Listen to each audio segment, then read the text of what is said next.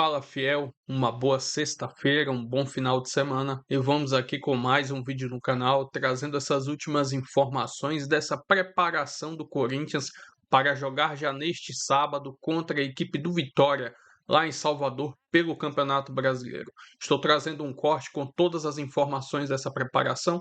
Se inscreva no canal, deixa seu like, se quiserem deixar a opinião de vocês aí nos comentários. E vamos com... Então, a nossa reportagem começando por ela, hein? Ela, a instituição Esporte Clube Corinthians Paulista. Tudo bem, Lili? Tudo bem, Bruno? Beijo pra você, amigos do estúdio, fãs de esporte. Estou aqui em frente ao CT Joaquim Grava, porque o Corinthians treina na manhã de hoje. Depois do almoço já viaja pra Bahia, porque amanhã tem confronto contra o Vitória lá no Barradão. E vira a chavinha, né? Por mais que o Corinthians tenha vencido 2 jogos na Libertadores, tenha empatado ali na raça contra o Palmeiras, precisa vencer, porque a última vitória no Brasileirão foi 19 de fevereiro contra o Furacão fora de casa. O Corinthians é o 16º colocado, tem 11 pontos até agora, então precisa somar pontos para subir na tabela. E aí o Fernando Diniz repetiu a escalação 3 vezes, né? Nesses 3 únicos jogos que ele tem.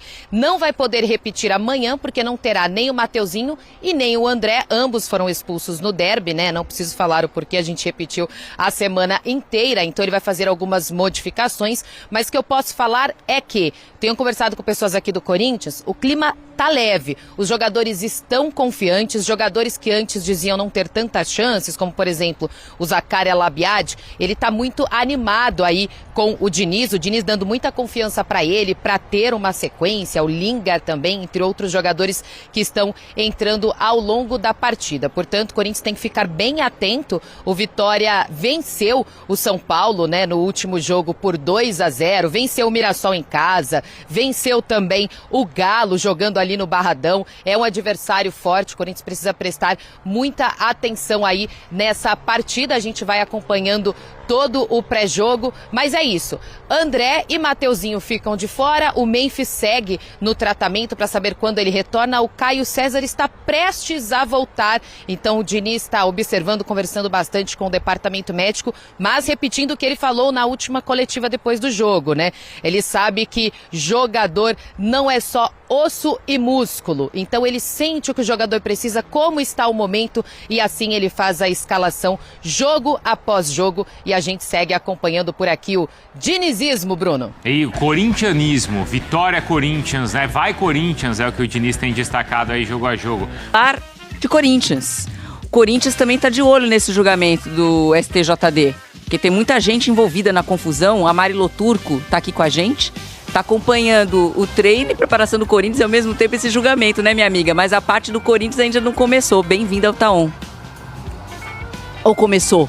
Isso mesmo, Jô. Primeiramente, muito boa tarde para você, uma ótima manhã, ótima tarde para todos que nos acompanham aqui. Pois é, tem bastante coisa para a gente falar, falando principalmente desse caso que está sendo julgado daqui a pouquinho, ainda não começou, né? Por isso que eu estou até de olho aqui para ir acompanhando, mas o caso do Corinthians ainda não começou a ser julgado pelo Superior Tribunal de Justiça Desportivo, STJD. No caso, foram denunciados o próprio Clube Corinthians, 4 jogadores e o preparador de goleiros da equipe, além também do Palmeiras, por causa da confusão generalizada que aconteceu no clássico no domingo.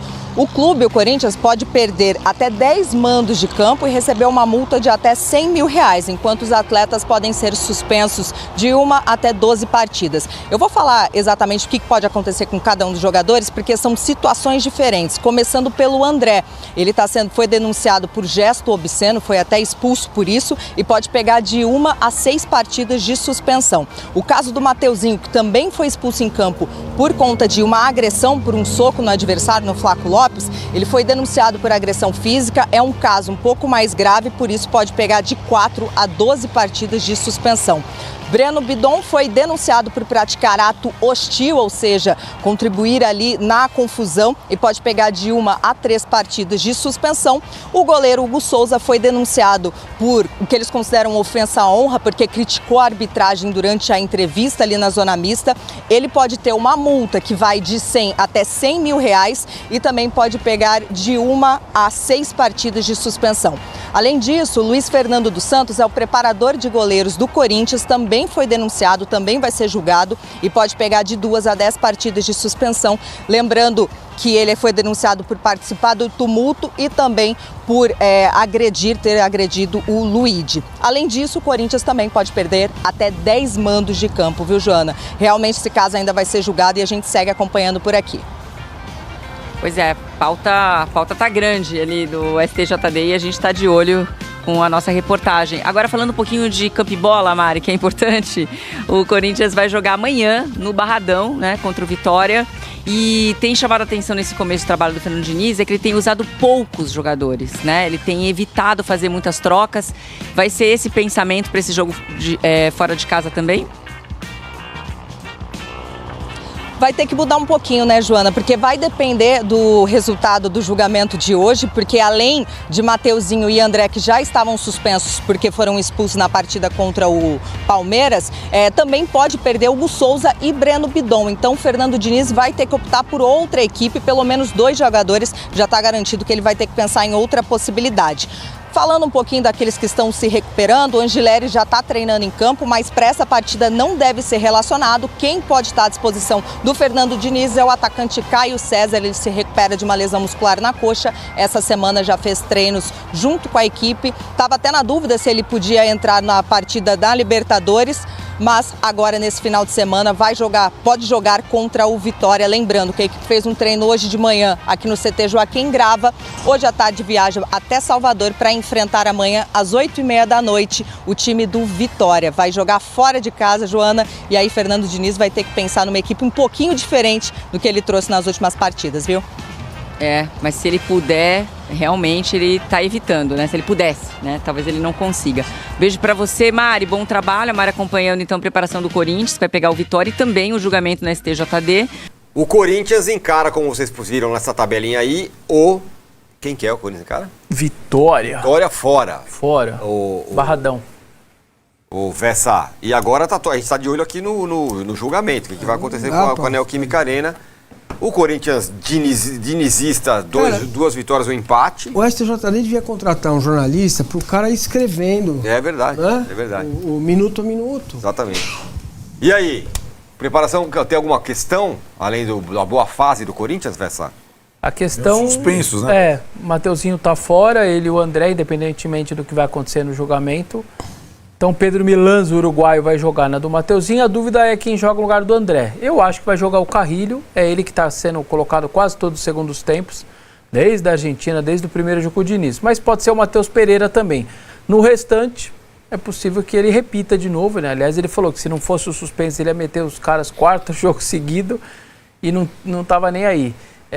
Jogo no Barradão não é nada simples. A gente viu no São Paulo, né, que não foi simples jogar lá. Tem uma questão do Kaká, o zagueiro, ele está emprestado pelo Corinthians. O Vitória colocou ali no site dele oficial de que ele está emprestado e não vai jogar.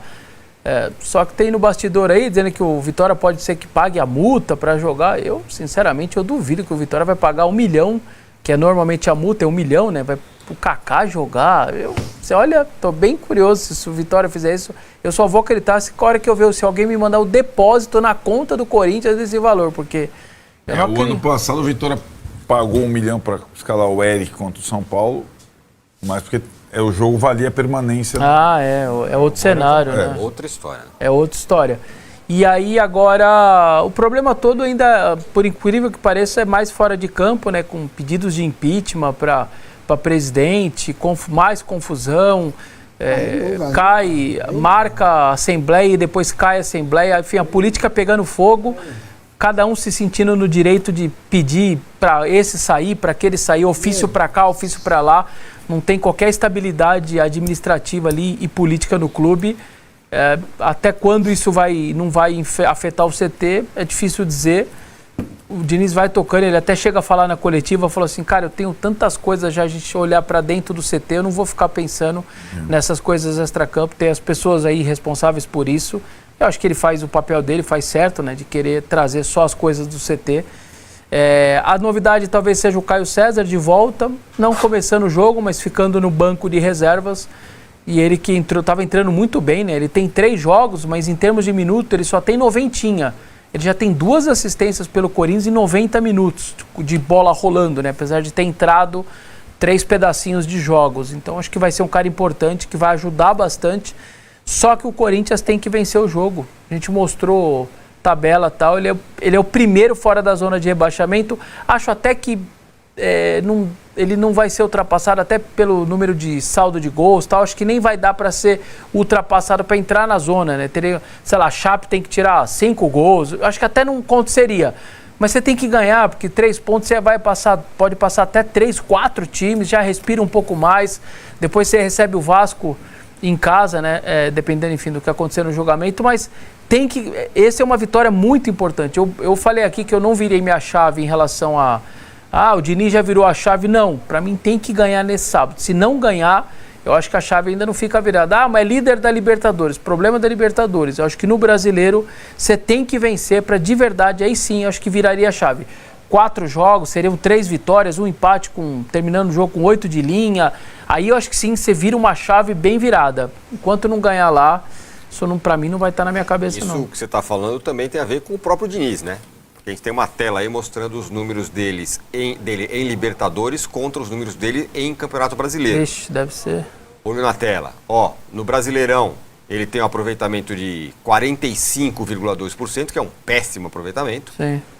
Já na Libertadores tem aproveitamento de 70,4%. Tem invicto Libertadores. Aproveitamento de campeão na Libertadores e de rebaixado no Brasileiro. E de rebaixado no Brasileiro. Essa questão o que o Vessa fala tem a ver, fala. Tem total. Mas a preocupação do Corinthians para o Z4 não é a Chape, é o Cruzeiro. Então, se o Cruzeiro ganhar do Grêmio e o Corinthians não ganhar... Perder? Não, se o Corinthians empatar com o Vitória e o Cruzeiro ganhar do Grêmio, o Corinthians entra no Z4. São resultados normais. Ganhar o jogo, resultados normais. O Corinthians está visitando, o Cruzeiro está recebendo. Né? Então o Cruzeiro começou a reagir. Né? A Chape está lá, tem jogos a menos, né? Tem um jogo a menos. Né? Mas a questão é o Cruzeiro, que a gente imagina que saia dessa posição, mesmo com a irregularidade, crise, perdeu do Católica e tal. Mas é isso, são resultados perfeitamente normais. O Corinthians pode entrar na zona de rebaixamento nessa rodada. Assim, eu até palpitei que vai ser 1-0 pro Corinthians ali, mas eu acho que o jogo não é nada simples. Não, ele vai chegar lá no Vitória e vai... Não, o Vitória tá, semaninha tranquila, né? É isso, Vitória tem isso. não jogou, cara. Contra o São Paulo ganhou e ganhou bem, né? Isso. São Paulo jogando do jeito dele, vai ali, né? Se fechar não é um jogo... Jogar no Barradão é duro, velho. É duro, Vitória, não é? Não é O fácil. time de Jorge Ventura são sempre jogos difíceis e tal. É bom treinador. E vou trazer aqui agora mais algumas informações desse próximo jogo do Timão, que já vai ser neste sábado contra a equipe do Vitória lá no Barradão, pelo Campeonato Brasileiro, às 20 horas, com transmissão nos canais Premier e também do Sport TV. Como podemos ver aqui a classificação do Campeonato Brasileiro, a equipe do Vitória é o 10º colocado, em 10 jogos somou 14 pontos no Brasileirão. Já a equipe do Corinthians está muito mal na tabela do Brasileiro, é o 16º colocado, 11 jogos, somou 11 pontos no Brasileiro. Estou trazendo aqui agora um recorte dos últimos 5 jogos da equipe do Vitória, e aí está a Copa do Nordeste e também o Campeonato Brasileiro, uma derrota, um empate, e os últimos 3 jogos consecutivos a equipe do Vitória conseguiu vencer. O último jogo que eles fizeram, jogando pela Copa do Nordeste nesta quarta-feira, venceram a equipe do Piauí, também no Barradão, pelo placar de 3-1. Estou trazendo aqui agora um recorte dos últimos 5 jogos entre Corinthians e a equipe do Vitória. O retrospecto é positivo para o Timão, são 3 vitórias e 2 empates. O último confronto que eles tiveram na temporada passada foi no Barradão e o Corinthians venceu lá pelo placar de 1-0. Enfim, jogo importantíssimo aí para o Corinthians, que precisa vencer para se afastar ali daquela zona do descenso do Campeonato Brasileiro. Na Libertadores está tudo muito lindo, maravilhoso, 2 jogos, 2 vitórias. E agora Fernando Diniz tem que implantar essa filosofia de tentar ganhar, praticar um melhor futebol no Campeonato Brasileiro. Enfim, esperamos um bom resultado neste sábado. Se inscreva no canal, deixa seu like, se quiserem deixar a opinião de vocês nos comentários, e até o próximo vídeo. Valeu, fiel.